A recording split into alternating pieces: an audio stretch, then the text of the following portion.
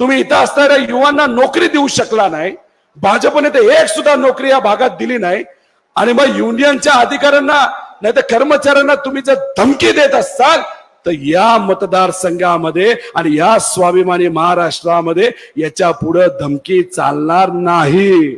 मला कळते 1000 कोटी रुपये आले या तालुक्यामध्ये, मग मलिदा गँगच्या घरामध्ये किती रुपये गेले? आता हे 400 कोटी तुम्ही जर म्हणत आहात त्यांनी जर इलेक्शन मध्ये आणले तर त्याचा विरोध आपण करायचा का नाही करायचा?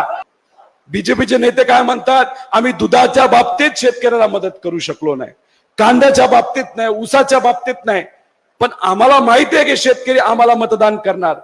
मी म्हणलो का रे बाबा? त्यांनी मला काय सांगितलं माहिती का, आम्ही वर्षाला शेतकऱ्याला 6000 रुपये देतो, त्याचं मत आम्ही ऑलरेडी विकत घेतलंय.